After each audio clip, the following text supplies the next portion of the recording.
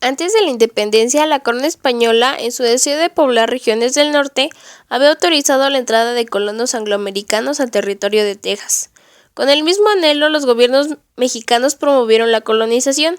Continuó así el poblamiento de Texas, que en 1824 quedó unido al estado de Coahuila. Los colonos tenían más lazos y semejanzas con Estados Unidos que con México. Con ellos sostenían relaciones comerciales, ya que la distancia y la falta de comunicaciones hacía muy difícil que las tuvieran con poblaciones mexicanas. Para trabajar la tierra empleaban esclavos. Para 1827, al prohibirse la esclavitud, se generaron enormes inconformidades. En 1830, temiendo la separación del territorio tejano, el gobierno mexicano promovió que colonos mexicanos se instalaran en Texas y para favorecer el contacto con México, instaló aduanas para agravar el comercio de Texas con Estados Unidos. En 1845, Estados Unidos estaba en pleno expansionismo territorial. Le atraía a Texas y estaba interesado en Nuevo México y California, que había intentado comprar. Los mexicanos temían la anexión y habían anunciado que sería tomado como causa de guerra. Rompieron relaciones con Estados Unidos, pero no le declararon la guerra porque sabía que no podían ganarla. Esperaban que las negociaciones diplomáticas tuvieran éxito, o que Reino Unido se pronunciara en contra de la anexión, dado que tenían intereses económicos y comerciales en Texas. México no reconoció la independencia de Texas, que por 9 años fue independiente y buscó anexarse a Estados Unidos, que lo aceptó en 1845. La anexión fue uno de los principales factores que propiciaron la guerra entre ambos países. Sin embargo, el presidente estadounidense James Polk y grupos anexionistas sí querían la guerra, pues sabían que una victoria les permitiría no solo anexarse a Texas, sino a otros territorios. Como pretexto, tomaron el hecho de que un grupo de soldados mexicanos ocupó una franja entre Ríos Bravo y Nueces. Se trataba de un territorio que se disputaban México y Texas. Polk afirmó que México había derramado sangre estadounidense en suelo estadounidense y en mayo de 1846 declaró la guerra. México seguía regido por un sistema centralista y estaba gobernado por Mariano Paredes y Arrillaga. Las tropas que se enfrentaron a los soldados estadounidenses sufrieron las primeras derrotas. Paredes y Arrillaga se desprestigió y 3 meses después de iniciada la guerra fue derrocado por un levantamiento federalista que colocó en la presidencia a Antonio López de Santa Anna.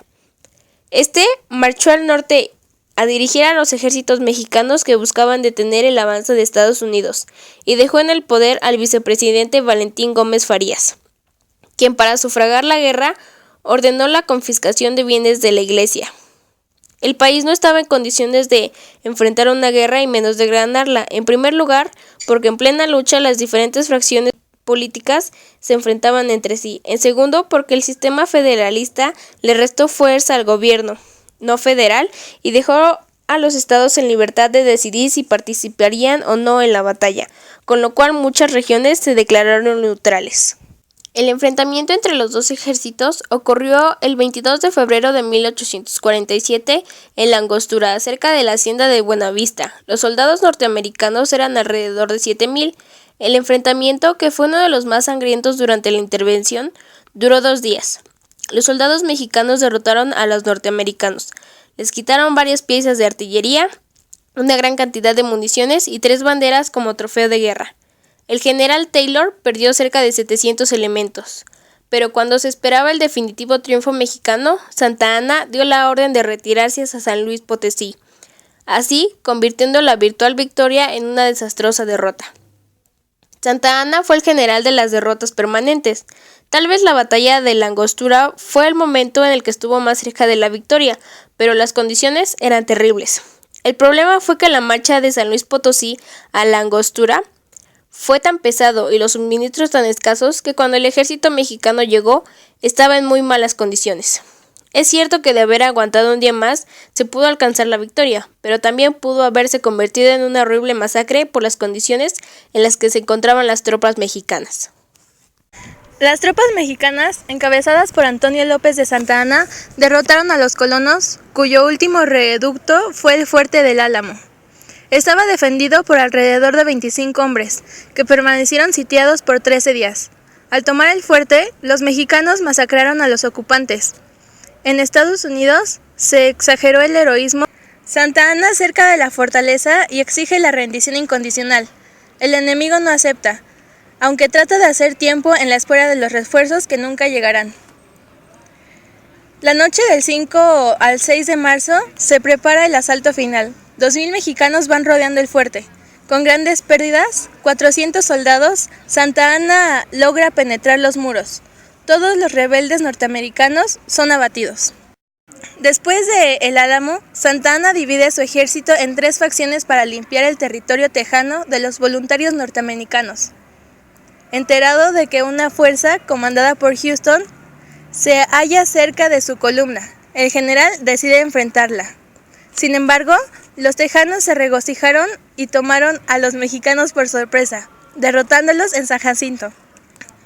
Ahí, Santa Anna fue hecho prisionero. Entregado a los líderes de la rebelión y meses después, fue enviado a los Estados Unidos para entrevistarse con el presidente Jackson. Santa Anna fue obligado a firmar los tratados de Velasco, quizá bajo amenaza de muerte. Reconocía la independencia de Texas, se comprometía a retirar a los soldados y aseguraba que no intentarían una conquista. Su independencia fue reconocida por Estados Unidos en 1837, por Francia en 1839 y por Reino Unido en 1840. El gobierno norteamericano le proporcionó una embarcación que lo trasladó a Veracruz, en donde fue recibido fríamente por la población.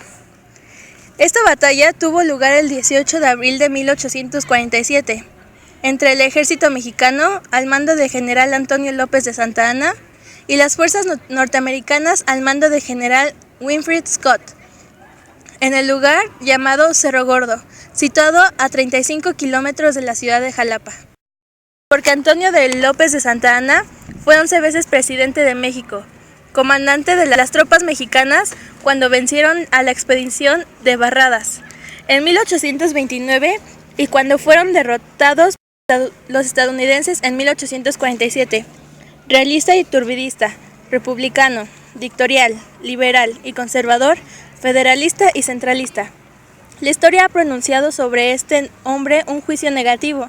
Se le ha presentado como el prototipo del caudillo, auditoriado, irresponsable, corrupto, ambicioso, traidor y vendepatrias.